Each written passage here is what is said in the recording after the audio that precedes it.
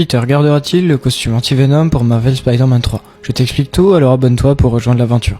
Dans les comics, Eddie Brock devient anti-Venom après un contact avec Mister Négative. Les dernières cellules de Venom en lui s'imbibent d'énergie négative et produisent des anticorps symbiotiques, ce qui fait de lui l'anti-Venom. Dans Marvel Spider-Man 2, c'est Peter Parker qui reste contaminé par le symbiote même après avoir retiré ce dernier.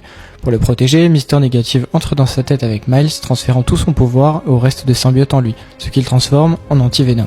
Ce costume, qu'on l'aime ou pas, est la version ultime de Spider-Man. Un Peter surpuissant, possédant des pouvoirs symbiotiques, pouvant maintenant faire face à Venom avec un costume plus résistant que n'importe lequel jamais créé. Au-delà du costume, cet élément scénaristique est également un très bon choix pour permettre aux joueurs de conserver les pouvoirs symbiotiques de Peter après la fin du jeu, qui, on ne va pas se mentir, sont quand même très satisfaisants. Mais une question subsiste après la fin du jeu.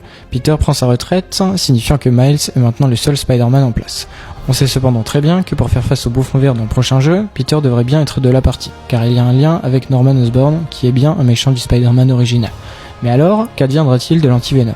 J'ai beau adorer ce costume, cela me paraît compliqué qu'il apparaisse dans le prochain jeu, étant donné que l'arc des symbiotes devrait se terminer après le DLC Carnage de Marvel Spider-Man 2. Ce serait donc assez particulier en termes de gameplay de nous remettre les pouvoirs symbiotiques de Peter pour ce troisième opus. Et rappelez-vous, pour chaque jeu, Peter obtient ou fabrique systématiquement un costume spécifique permettant de combattre l'antagoniste final. Dans le premier jeu, c'était le costume Anti-Hoc, qui permettait de contrer le Dr Octopus.